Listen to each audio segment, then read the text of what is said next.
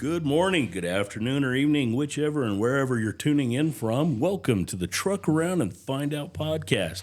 I'm one of your hosts, Ryan Byers. I'm the owner of Front Range Compliance at DOT University, and we are joined here with Keith with Rush Truck Centers and Rocky Mountain Peterbilt. Keith, how you doing today? Doing good. Good, fantastic. So, you sounds to me like you had a fun week last week. You went on vacation?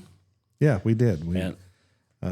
Kelly and I and some family members went up to Chadron State Park up in northwest Nebraska, way up in the northwest panhandle of Nebraska.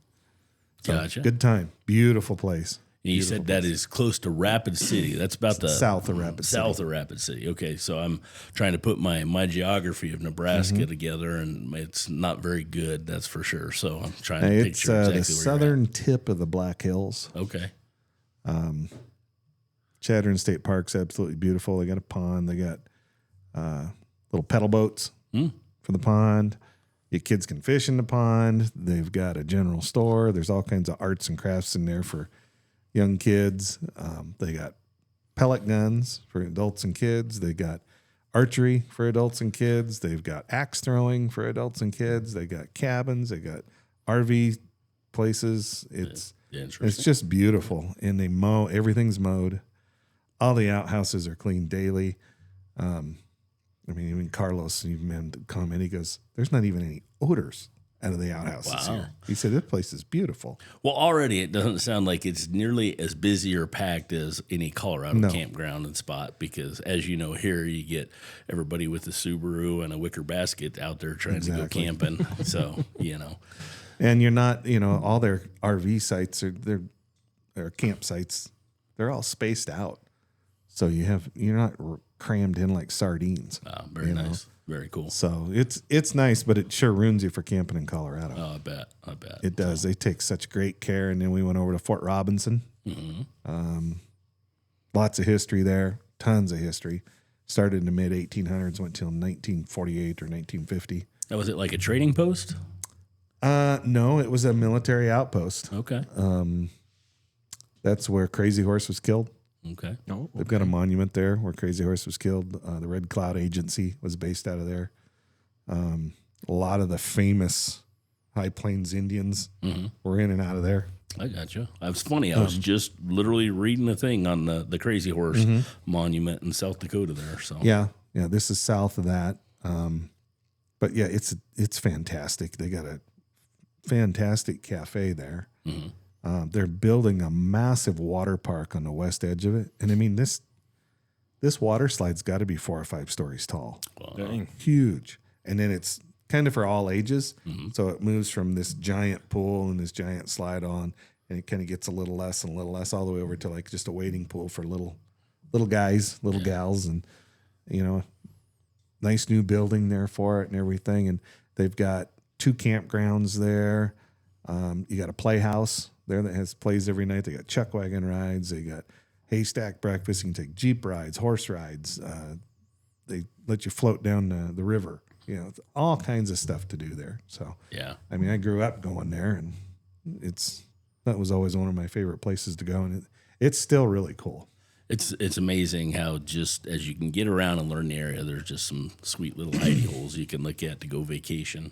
Oh yeah, go just get away from this state of Colorado, which is just jam packed and traffic everywhere. And I was down in Denver this morning at 6 o'clock in the morning, and I'm fighting traffic going down. I'm just so fed up with everything. But it sounded like you got a little bit of excitement while you were down there, while you were out on your trip. We were there Tuesday, and that's the day they call it the South Fork Fire. Fire started about a mile up the road from Fort Robinson. Highway 20 cuts right through the middle of Fort Robinson, and there's the forts on both sides. And it's just a mile up the road. It took off, and I think he said it went from like 500 acres to 30,000 acres like overnight. Wow. So Wednesday they evacuated Fort Robinson, and then they evacuated Crawford, Nebraska, which is 2 miles away. And people think, well, it's just Nebraska, it's just flat. Well, that's I-80 going through Nebraska. It follows the Platte River. Yeah. But up in that northwest corner, that's some rugged country, and they just can't get to the fire because unless you got an airplane or a helicopter, you're not getting in there because it's very lots of buttes, canyons, box canyons. They said some of the canyons, the fire went through the canyon at over 60 miles an hour. Holy Jeez. I can't even imagine That's that. insane. They said one of the guys said it created its own wind. He could feel it just sucking the air into the canyon. That's wild. That's wow. power. That is a lot of power. And you and Kelly kind of drove through the area afterwards on your were you on your way back? And Yeah, we came back. Highway 20 was closed, so we had to cut south. And but we went right past Crawford.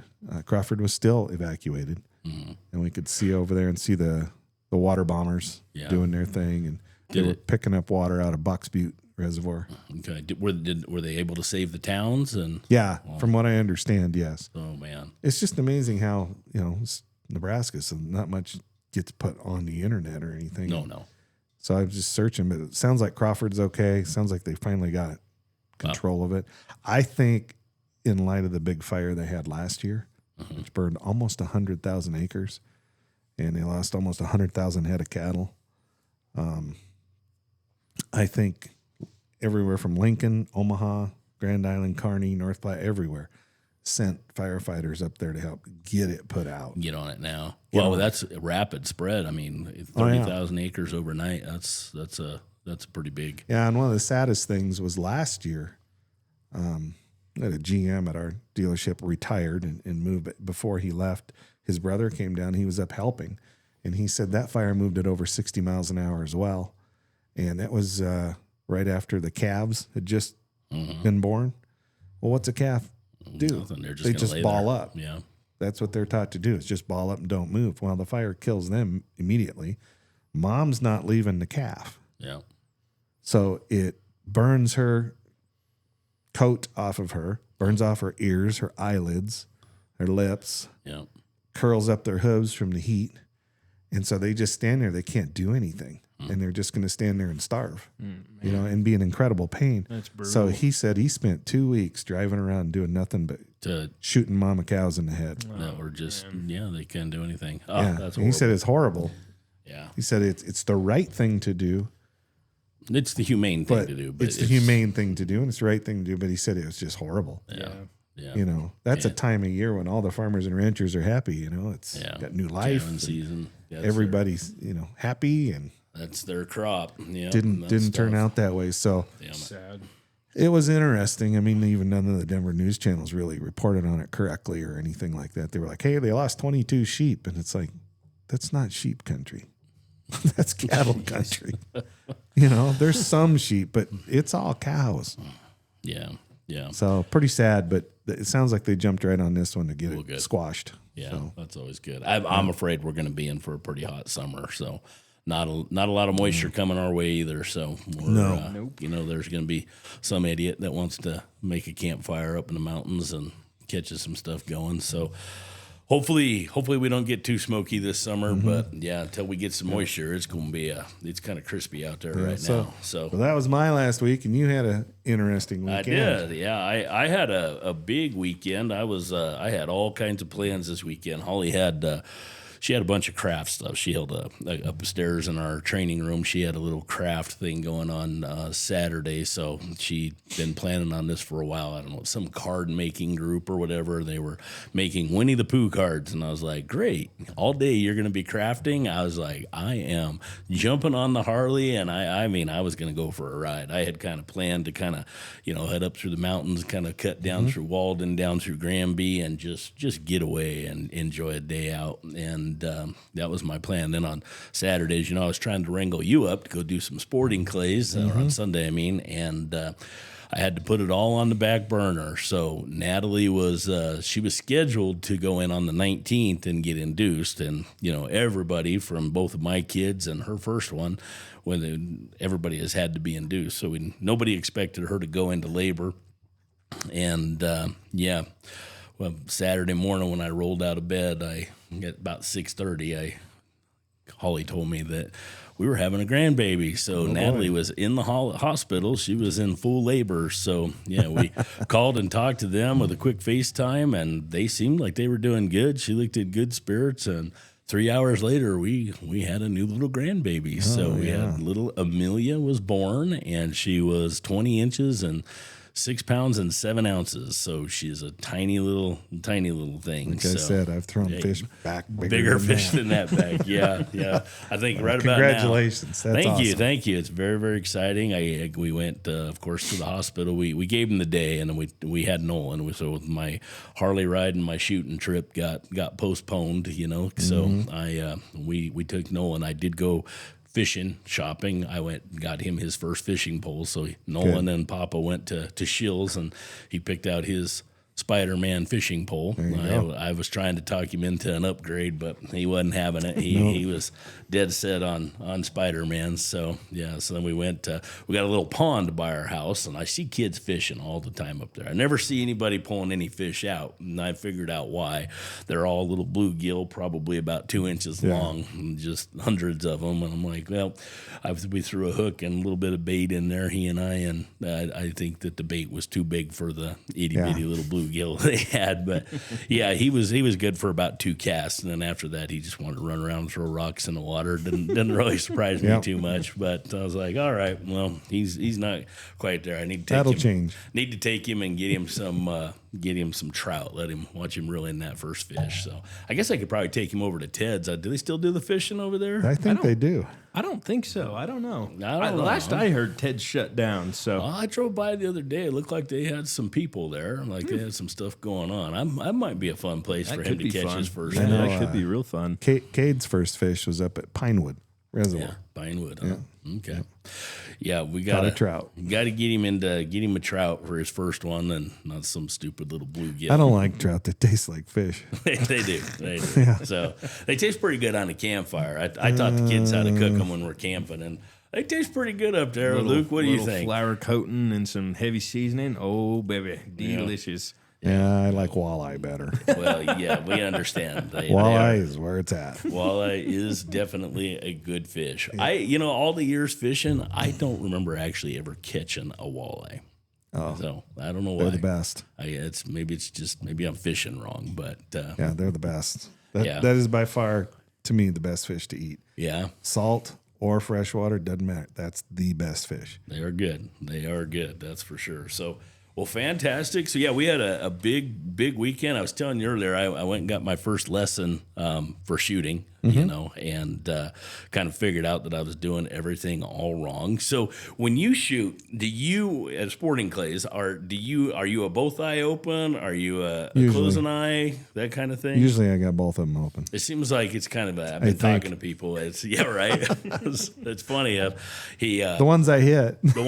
I feel like I got both eyes open. The one I missed, I think I'm reverting back to the old, but it was Holly got me an instructor to help me out with my sporting clays, because I'm just not moving in the right direction. And I got that new shotgun, as you know, and I was like, well, to avoid all the crap that's coming my way, I got to turn this around. Yeah. Because instead of being a 50% shooter, I got to get that score up, because I just am struggling big time with some of these birds. I'm pretty good when they're just, like a regular kind of trap, when they're just kind of flying away from me. I can do those pretty good. But, for some reason, I'm really, really struggling on the sporting clays. So I got my first lesson, had to unlearn a whole lot, and now I've got a whole lot of new habits that I've got to create. So I need lots of practice. So I'm looking for shooting partners, because it's just not the same. They need to give you like a foot pedal. You'd think that they'd have that invented, where you could just go out and just tap it with your foot, but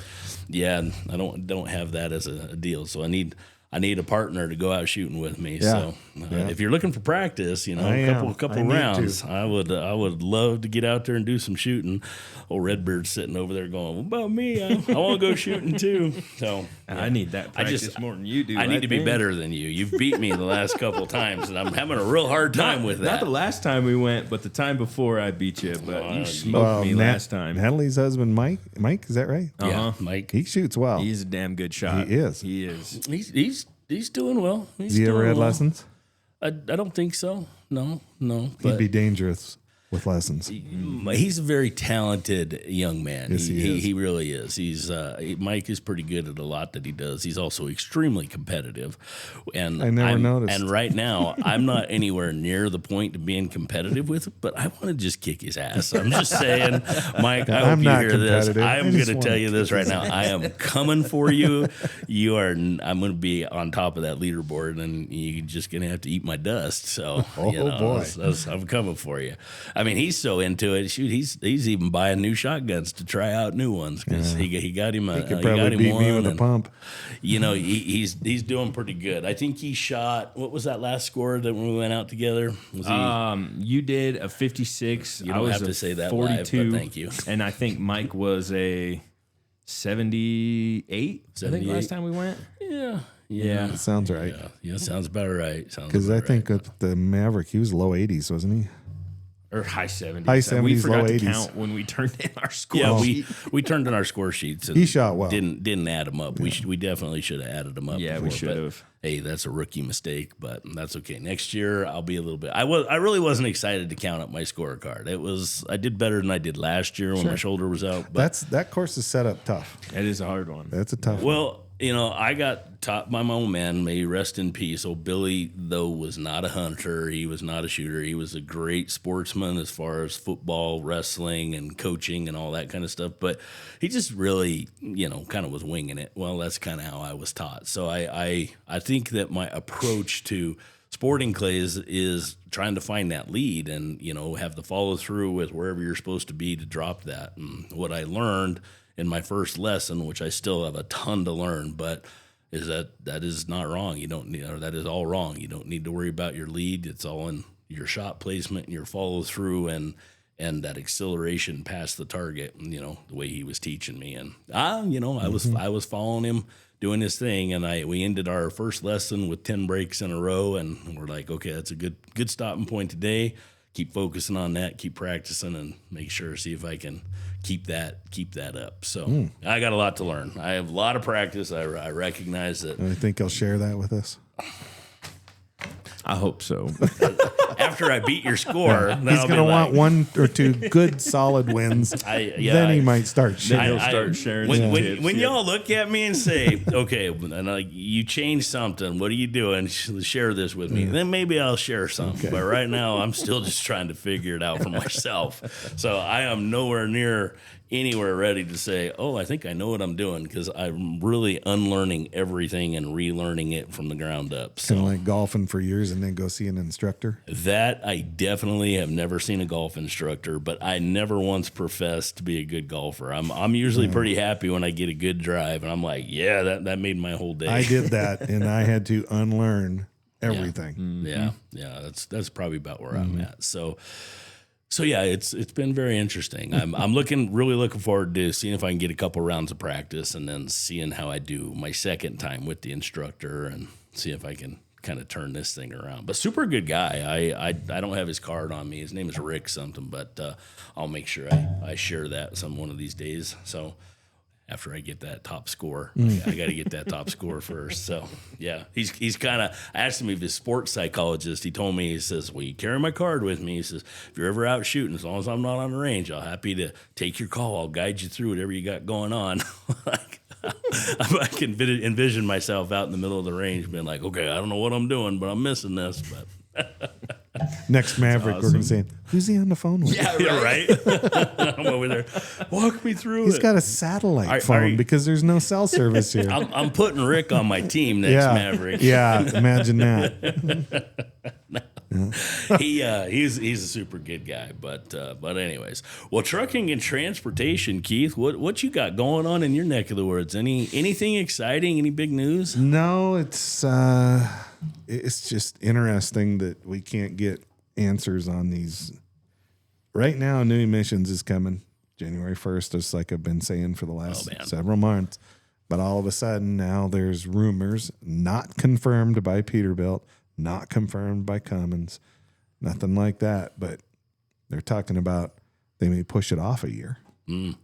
So my point of view, Mark's point of view from salespeople, it's like, okay, well, let us know what's going on, because that changes if you own a trucking company, that changes everything about how, and you need trucks. You're either going to have time or you're going to have no time. Right. Yeah. So it's like, come on.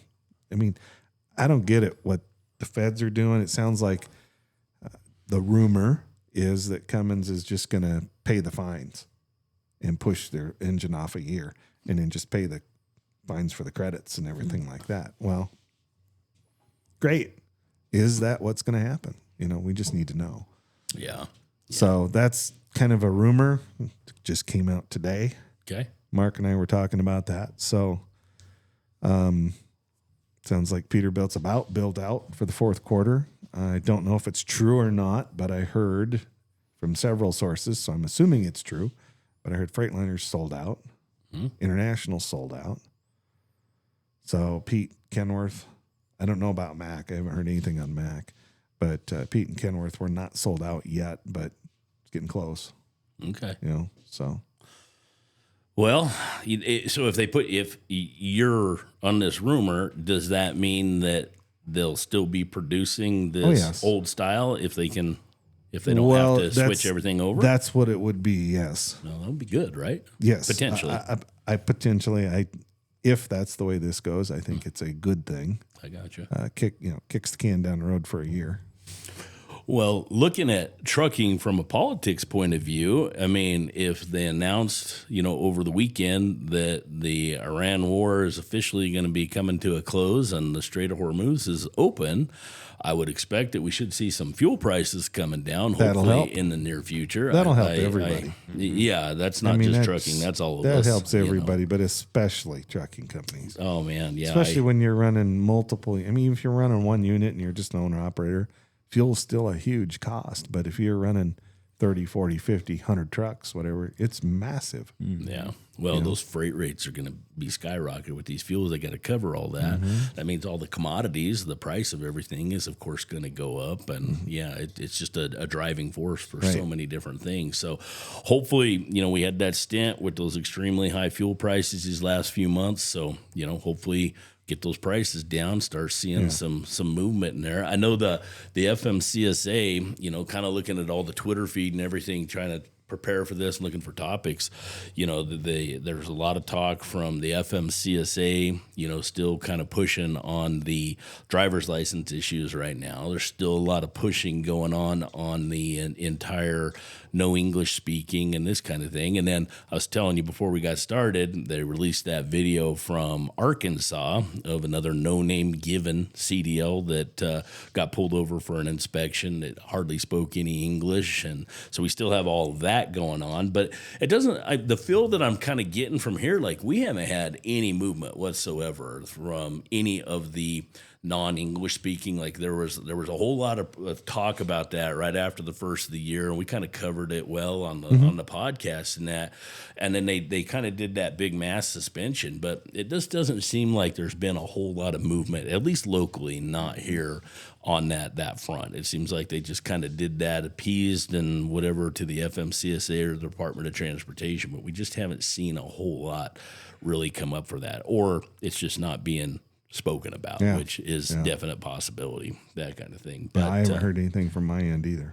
Yeah. So that no name given, there's been a big list of those as of lately of all the ones that have been found. And it seems like they're originating majority out of California, and a lot of transportation heading back to the east to New York and New Jersey and that kind of thing. And Luke even found this thing. We'll talk about it here. We talk about the truck around and find out that big cargo theft ring, which is really kind of a drop in the bucket, but it's going on, and maybe it's a step in the right direction if they can, get a handful of one of these. It really kind of seems like it's, organized crime, that type of thing. But the one thing I want to point out, we had that truck rodeo and we talked a little bit about that. And I got to sit down and really kind of talk to the troopers. I was just asking them, hey, what's going on? And, as the troopers get older, they're guys that I knew when I was in the patrol and stuff like that. So the famous conversation is like, well, how much time you got left? How, you looking for retirement? And it seems kind of like leading up to these years, it's like the clock is down. All these guys that I've known in the state patrol and in motor carrier safety, they're all retiring now, at that time frame. And good for them, right on them putting in their time and getting out of there. But this year alone, we're looking at 7 more retirements, and they're already down to like 9 people in motor carrier safety. This is a unit that had right around 25 people roughly in it, that was when it was in its peak and its prime, that were doing the roadside investigations, the roadside enforcement. They were doing the compliance investigations. And so over the last couple of years, a lot of people have retired, and the State Patrol here in Colorado just is not putting new people into those positions. And I don't know if it is just because of the lack of the road coverage, if it's a change in the organizational structure that they're just not putting people back into it. But, over this last year and a half, they've lost a whole bunch of people, senior people that have retired, and now they're getting ready. Another wave of people over this next year, they're dropping like flies. People are retiring, and they're eagerly going. There's like, hey, I'm not sticking around to do this. There's like no interest, it seems like, in the State Patrol to push this. And talking with them, the enforcement is like down. Like cases, companies are going through audits and they're not getting an enforcement case. So I can't remember if I told you about that Nebraska-based company that went through that big audit last year with us, and there was a whole lot of shenanigans going on, a whole lot of false logs and things like that. We went through that whole audit, and 10 months later, we finally got the auditor to give us the answer. Every time we would talk to him, he says, "Oh no, it's in Washington D.C. They're making decisions on it," and nothing ever happened. And finally, after 10 months went by, he contacted us and said, "Well, we're just going to chalk that up, and they're going to basically re-audit them, and somebody from Washington's going to come down and redo the audit." So all that transpired during that time frame, and there was like 4 fatality crashes during that time frame that was involving this company, and a total of like 9 total crashes that were, a lot of them were their fault, and that kind of thing. Nothing ever happened to this company through this whole ordeal, and then they just kind of chalked it up, no enforcement. And then earlier than that, I had another big company that had some pretty major stuff going wrong and a pretty bad fatality crash. There was an audit, and there was, again, no movement on that, no enforcement. So as I approached the state, and I was talking, and I've even talked to the feds about it recently, I'm like, what is going on with your enforcement? Because as a compliance company, we can really only be as strong as the enforcement is, because when enforcement's not really pushing and not really emphasizing the compliance, it's really hard for somebody like us to come in and say, well, you have to do all this stuff or else there could be consequences. Yeah. We're not that organization that like calls them and says, look, if you don't use us, you're going to get a $10,000 fine. That's the scammers that are doing that. But if we sit around and tell them, look, you got to do this, or there's consequences, or when I do an audit, you're like, hey, these are your potential fine ranges. Anymore, I'm like, are you going to get a fine? And I'm just kind of like, no, I don't think you'll get a fine. So I was talking with the feds, and it seems like the feds have gone through and made it so difficult to put an enforcement case through that we're just not seeing the DOT enforcement. So one of the things that Luke brought forward today when we were kind of researching this was he found this thing where the Truckload Carrier Association has released a policy white paper called Comprehensive Set Reforms to Modernize the Federal Motor Carrier Safety Administration. Well, the last time they went to modernize that organization, that was called CSA, and that's what flipped the whole script that ultimately led to me saying, hey, I'm going to leave the State Patrol and start my own business, because CSA was such an impact to the industry. But I think CSA, it was good in the beginning, but it seems like it's just really kind of outlived or outgrown itself in how they're looking at the carrier data, and there's just so much data that it's all getting mixed, and I don't think they're truly pinpointing and taking time to to go after the companies that really need to get focused on, because everything is based on carrier group. Everybody is in with their carrier group, and they have 99 other companies that they're in there with, and they're kind of ranked between 1 and 100 on how they're doing. So I can go into one company and they can have a whole bunch of violations, and they can have a really low safety score in CSA. I can go to another company, they just have a few violations, but they're elevated other than that other company. So I personally feel like CSA is kind of outgrown itself, and the philosophy of it's just not working to the same degree as it should. But with this proposal, Keith, they're looking at putting in what was it? It was about, I think it was $9 billion in resources. Did I read that correctly? Let's see here. It was a 29-page policy talking about how the FMCSA could realign their resources. They can modernize their registration and vetting systems, update their safety fitness framework. And I'm thinking that that's kind of what they're talking about with the overall the CSA program, that type of thing, and possibly streamline the statutory portfolio to focus on crash prevention. But I'm really kind of hoping that the FMCSA is going to be looking at this overall program to put forth an enforcement case. Right now, it's absolutely really difficult for the local enforcement officers to put a case and get Washington to buy off on it. So we've seen a complete drop in enforcement cases where companies just aren't getting held accountable. So it seems like it's just kind of reverting back to the $92 billion. 92 billion. I knew there was a 9 in there. I read something wrong, but when you're sitting here trying to record, it's like, where was that? And it's right there in front of me. I see it now, big as ever. So hopefully 92 billion restructure and how or maybe a revamp and how they're going to do that. Maybe they can get focused on the people that need to get focused on, that kind of thing. But I know you don't have a whole lot to do with that whole side of it. You know a lot of companies that have to deal with that. Yes, but, I do. Anyways, kind of interesting. So Lucas, you found us a truck around and find out topic today. I did. I told you I didn't want to talk about it because I didn't like the name of the person that was on Well, there. we'll just leave that name out of there.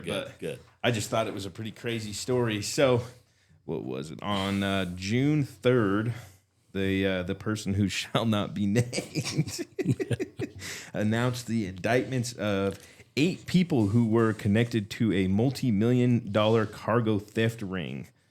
Okay. So between October 2025 and April of 2026, the defendants allegedly stole $165,000 worth of lamb, $432,000 worth of cheese, $295,000 worth of beef, more than $266,000 worth of copper, and more than $3.3 million of cigarettes. That sounds like a good weekend, doesn't it does. Man, that was one hell of a barbecue. Yeah. And all I can think about is the coppers. That's a lot of tweakers. There's a lot, stripping copper. When you read this whole article, to me, I just kind of get Soprano vibes from right? it. It's just, that kind of thing. Looking at some of the names involved, I'm like, oh, yeah, this definitely seems like some organized crime, that kind of thing. I personally hope that it will lead to obviously larger investigations, because looking at this, I'm like, okay, $5 million in goods. Great. Okay, where's the rest of it? Because, we're talking billions upon billions of dollars in cargo theft and all this stuff that's going on with the fraud and trucking company and brokerages and that. They just have such an amount to jump on to get a hold of this thing, because it is completely just off the charts. I think it's been off the charts for years, but most definitely, a start. So I want to see the follow-up investigations. Yeah. Like, okay, well, we're prosecuting this, but what's the rest of the investigation? What is it leading to? Because looking at this, I'm like, okay, where is all this leading to? Like the $165,000 in lamb, that had to get resold or repackaged or something, that kind of They thing. didn't need all that. Hopefully, I mean, That spoils easily, so they got to have coolers to keep it. Yeah, they got to move it. Are the they beef. shipping it overseas? Like, cheese. where is all Yep. that going to? The cheese, the beef, the lamb, that kind of thing. Those are going into some big cold storage somewhere. Yeah, absolutely. So there's definitely got to be some type of investigation, something going on to kind of lead to that. Because to me, $5 million, great. I'm glad that they got a big case, but let's do more. Let's get into it, because all this cargo theft is just draining the industry. It's really brutal. I mean, I think it led to the whole Modus changeover to try to prevent some of this theft. Listening to everybody about Modus, it is still a massive dumpster fire. It's just not working the way it is, where the feds have even stepped up and said, okay, if you don't have to, don't do it. Well, that's a different song and dance. Just yesterday, they were telling everybody to do it. Yep. And by yesterday, I mean 2 weeks ago. But it's it is definitely not working. I was on the phone with the company today trying to get through. We were working with some drivers and some speeding issues. They were trying to ask me if they should terminate this driver for his one speeding ticket, and I was like, well, your policy says 2 speeding tickets. I don't know why they're asking me to help them make their decision. But that we got in, I was trying to look up their details of their carrier profiles, and this SMS we can't log in and see what is going on. So they're well, how do we see that data in Modus? And I was like, I tell you what, we'll probably both figure it out right about the same time, because it's just not working the way it needs to be working. So, so stick to it. Hopefully you can, get on top of that. But, well, Keith, do you have anything you want to add? Any fun stories you want to talk about with some trucking? Just talk about a truck around and find out is when you're pulling a travel trailer in a crosswind, 25 miles an hour is crosswind is plenty. Oh boy. Yeah. Was it, By was the it, way. was it dog legging on you a little bit? Oh yeah. Oh boy. Yeah. Oh, boy. That's we actually wound up coming home early because the forecast was still for more and increasing winds, and so it was kind of like, now's our window, let's go. Yeah. And so we took off and white knuckled it for a while. oh yeah, I'm sure. I bet. Because I thought, I don't want to be on YouTube Oh no. with this thing going over. It's like, I don't want to do that. Yeah, that's pretty wild stuff. I know it gets pretty gusty up there, and dealing with a fire in the area. That's also got to be nerve wracking. Shift of wind. You talk about a trucker, and I find out though, this is back in the 90s. I went to the Montana Ag and Trade Expo, I think, in Billings, and we had a new Pete extended 379 extended head, beautiful truck with a brand new Merritt cattle trailer on the back. And show was over. They told me, he said, take that back to, I was working out of Conrad, Montana at the time. He said, take that back. So I took off, and you go out of Billings and you kind of, there's no direct route to Great Falls. I needed to get to Great Falls and then go about an hour north of Great Falls to where I lived in Conrad. So you got to kind of jog over. And so there's a stretch of road that goes from south to north, 2-lane, totally exposed. It goes from Harlowton to Eddie's Corner. And at there, you turn left and head on up into Great Falls through Belt. And I had a crosswind, and, cattle trailers are the worst in crosswinds because they're light and they got holes in them, and it just grabs them. And I had the duals of the trailer off the ground. Ooh. I had such a crosswind. Holy. Plus the road is arched, the crown of the road to run the water off. So there's stretches of that road where you can see for miles. So I would move to the other side of the road, the oncoming traffic, because that would at least tilt my trailer into the wind, and I could keep my duals down. But man, I tell you what, you talk about white knuckling it. I was sure I was putting both of those into the ditch, because those duals would come off, and I would apply power. I would accelerate and then pull on the Johnson bar to apply the trailer brakes. That's back when we had a Johnson bar. So put on the brakes on the trailer and accelerate the truck to try to pull that thing back down straight. And wow, that was white knuckle. Yeah. We should have an episode of the white knuckle episodes. Get us a couple drivers come in here and tell us some good stories. Yeah, that's pretty wild. That was a tough one, and I could not wait to get that trip over with. Oh, fantastic. Well, yeah, that is some scary stuff. That wind, it takes you. And I feel like sometimes that trailer's going over before you realize it's going. So you see some of those drivers that catch it and turn and head out into the field and keep it on wheels. And oh man, that's definitely some wild stuff. Yeah, it is. It's spooky. It's spooky. It is spooky. Fantastic. Well, I would say, hey, I got a good story to top that off, but I don't today. But I will tell you this, truck around and find out. I am heading up to Horsetooth this afternoon because Holly has found a general store that she thinks she wants to buy. So there's a little convenience store up in Horsetooth for sale. So it's not at South Bay, is it? I have no idea. Or is it the one over by Inlet Bay? I don't know. I really don't know. We're going to go look at it. Because nobody makes it in South Bay. Nobody makes it in South Bay. I'm glad you told me that. We're going to go check it out. There's been about 15 or 20 different ones. Well, apparently this little store has been owned for the last 40 years by an old couple, and they've just had it, and they're done. They're retired, and they're got camping spots behind it? I don't have it. I think so. That's at Inlet Bay. Is that a good spot? Yeah. Yeah? Well, yeah. She wants to go it's check it out. It's still seasonal. It's come down about $250,000 in price. So she wants to go check this out. So we're gonna go check this out. So okay. So yeah. So wish me luck on that front. I'm like, this is gonna be interesting. So we're gonna go check out this new little convenience store up at. You'll need a good assortment of worms. A good, yeah. Well, a good little fishing stock and that kind of thing. So we'll see. I guess the big the paddleboard rentals and all this different stuff, they kind of do a lot of that different things. So I have no idea. The general store or marina? I don't know. I really don't know. That was just kind of some stuff that was floated out there. So I know the guys that had the marina. I don't know if they're keeping it or not because they run the docks and everything. Yeah. All the slips. Yeah, no, I don't think it's that. But we'll get it figured out. So yeah. All right. So we're heading up there. I gotta head up to Horsetooth and see what Miss Holly's got going, and she's looking for something to do. So since she's been on the hunt and the career and business, and yeah, she's definitely looking for something to occupy some time. So we're gonna go check out this little mountain convenience store. See what we got going there. So wish me luck. Good luck. All right, thank you. Well, do you have anything else to add, Luke? Nope. Keith? I'm good. Yeah, perfect. All right. Well, thanks for listening, tuning in.